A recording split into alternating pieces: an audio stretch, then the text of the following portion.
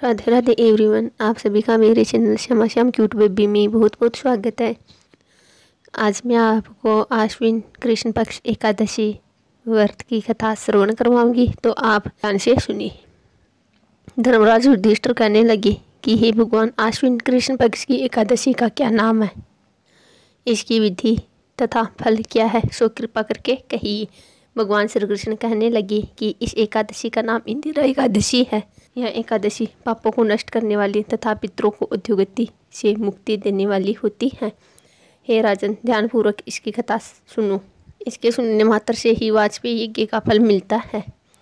प्राचीन काल में सतयुग के समय में महिष्मती नाम की एक नगरी में इंद्रसेन नाम का एक प्रतापी राजा धर्मपूर्वक अपनी प्रजा का पालन करते हुए शासन करता था। वह राजा पुत्र पौत्र और धन आदि से संपन्न और विष्णु का परम भक्त था। एक दिन जब राजा सुखपूर्वक अपनी सभा में बैठा था तो आकाश मार्ग से महर्षि नारद उतरकर उसकी सभा में आए। राजा उन्हें देखते ही हाथ जोड़कर खड़ा हो गया और विधिपूर्वक आसन व अर्घ्य दिया। सुख से बैठकर मुनि ने राजा से पूछा कि हे राजन, आपके साथ तो अंकुशल पूर्वक तो है, तुम्हारी बुद्धि धर्म में और तुम्हारा मन विष्णु भक्ति में तो रहता है।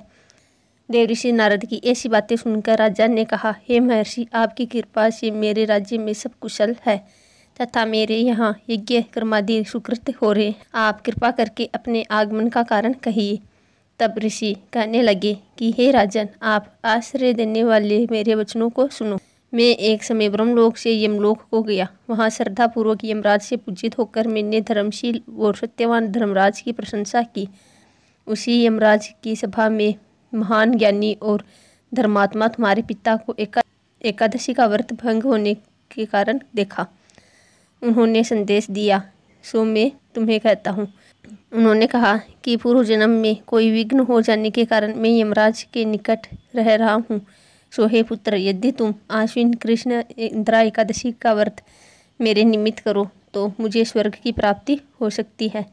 इतना सुनकर राजा कहने लगे कि हे महर्षि, आप इस व्रत की विधि मुझसे कहिए। नारद जी कहने लगे, आश्विन माह की कृष्ण पक्ष की दशमी के दिन प्रातःकाल श्रद्धापूर्वक स्नान आदि से निवृत्त होकर पुनः दोपहर को नदी आदि में जाकर स्नान करे, फिर श्रद्धापूर्वक पितरों का श्राद्ध करे और एक बार भोजन करे। प्रातःकाल होने पर एकादशी के दिन दातुन आदि करके स्नान करे, फिर व्रत के नियमों को भक्तिपूर्वक ग्रहण करता हुआ प्रतिज्ञा करे कि मैं आज संपूर्ण भोगों को त्याग कर निराहार एकादशी का व्रत करूंगा। हे अच्युत, हे पुंडरीकाक्ष, मैं आपकी शरण हूँ, आप मेरी रक्षा कीजिए। इस प्रकार नियम पूर्वक शालिग्राम की मूर्ति के आगे विधि पूर्वक श्राद्ध करके योगी ब्राह्मणों को फलाहार का भोजन कराएं और दक्षिणा दे। पितरों के श्राद्ध में जो बच जाए उसको सूंघ कर गौ को दे तथा धूप दीप गंध पुष्प निवेद्य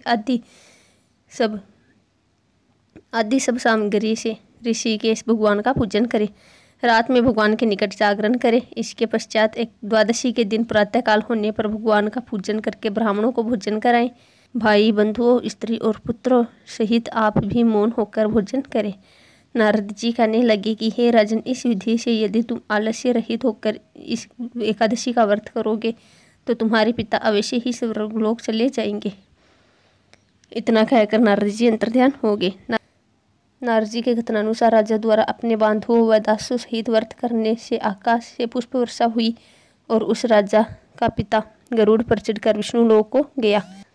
राजा इंद्रसेन भी एकादशी के व्रत के प्रभाव से निष्कंटक राज्य करके अंत में अपने पुत्र को सिंहासन पर बैठाकर स्वर्गलोक को गया।